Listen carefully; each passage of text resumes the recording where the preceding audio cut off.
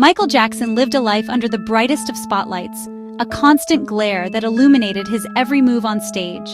He was the king of pop, a global icon whose music and dance moves united millions of people from all corners of the world.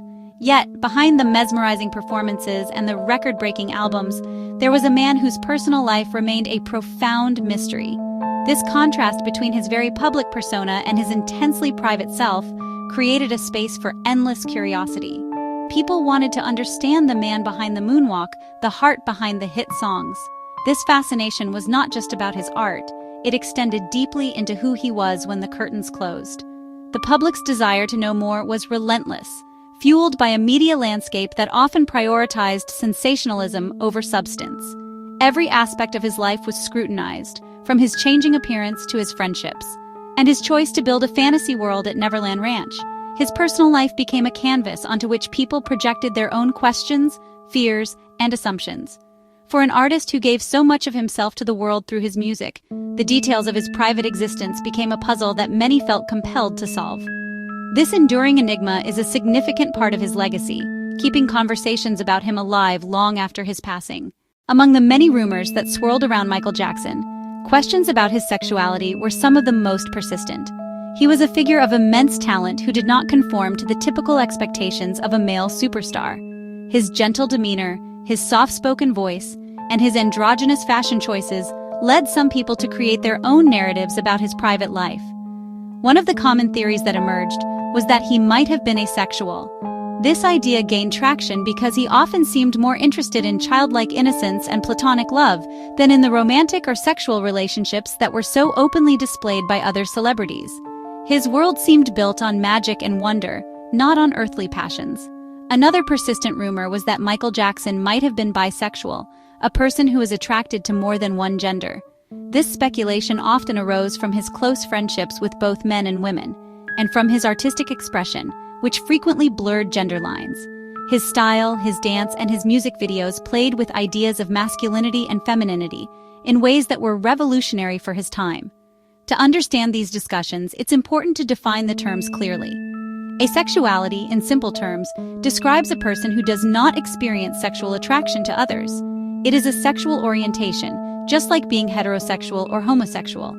Bisexuality, on the other hand, describes a person who is romantically or sexually attracted to people of more than one gender. Both of these terms are important for understanding the diverse ways that humans experience attraction and love, but applying them to someone without their own confirmation remains purely speculative. When we want to understand an artist, it is often best to turn to their own words. Michael Jackson, though intensely private, did occasionally address the constant speculation surrounding his life in interviews. In his famous 1993 interview with Oprah Winfrey, he was directly asked about his relationships and whether he was a virgin. He expressed a deep discomfort with the public's obsession over his private life, explaining that he saw his personal world as something sacred and separate from his public work. He spoke of love in broad, universal terms, focusing on its power to heal the world rather than on his own romantic experiences.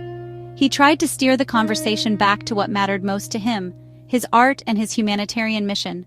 Michael's public statements consistently emphasized a different kind of love, a universal, unconditional love for humanity, children, and the planet. When pressed about his personal life, he often described himself as a shy and sensitive person who found it difficult to trust others due to the intense scrutiny he faced from a young age. In his 2003 interview with Martin Bashir, which became the controversial documentary Living with Michael Jackson, he once again addressed his personal life. He spoke about his 2 marriages, to Lisa Marie Presley and Debbie Rowe, and his love for his children, which he described as the most profound love of all. Beyond Michael Jackson's own words, the people who knew him best have offered their own perspectives, which often reinforce the image of a complex and misunderstood man. Many close friends, like the late Elizabeth Taylor, defended him fiercely against the public's accusations and media portrayals. They described him as a loving, gentle, and almost childlike soul who was deeply wounded by the constant suspicion he faced. His friends often emphasized his profound loneliness and his search for genuine, trusting relationships in a world where many people were drawn to his fame and fortune. His family members have also spoken about his private nature. In various interviews over the years, they have depicted Michael as someone who was dedicated to his art above all else. His brother Jermaine Jackson and sister LaToya Jackson have both written books that touch upon his unique personality and the pressures he faced. While their accounts sometimes differ in detail, they generally portray him as someone who was not driven by the same romantic or sexual desires as the average person. They often highlight his shyness and the emotional scars left by a childhood spent in the spotlight. Biographers who have studied his life in depth offer a more analytical view. In my own work, such as Man in the Music, I have focused on how his personal experiences shaped his creative output. Biographers like J. Randy Taraborelli, who wrote an extensive biography on Michael, have documented his relationships with women, including his marriage to Lisa Marie Presley, which Presley herself described as a genuine and loving union. These accounts provide evidence of his heterosexual relationships, countering the rumors that he was exclusively interested in other options.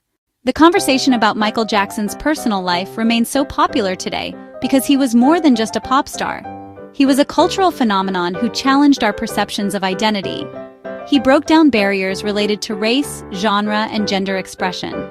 In an era before mainstream conversations about gender fluidity and diverse sexual orientations were common, Michael existed in a space of androgyny and gentle masculinity that fascinated and confused many. Today, as society becomes more open to discussing these topics, his life and identity are being re-examined by new generations who see him as a trailblazer.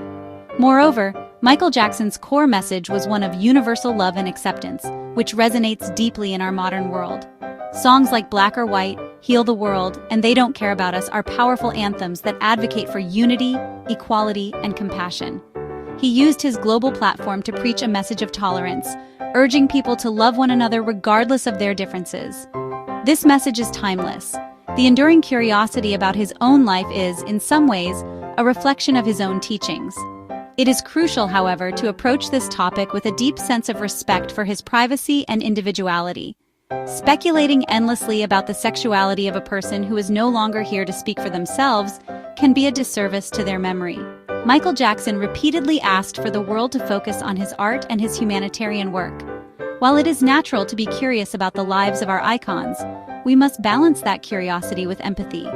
The most meaningful way to honor his legacy is not by trying to fit him into a specific box, but by embracing the very diversity and acceptance he championed throughout his entire career. In conclusion, the ultimate truth of Michael Jackson's private life is something he took with him.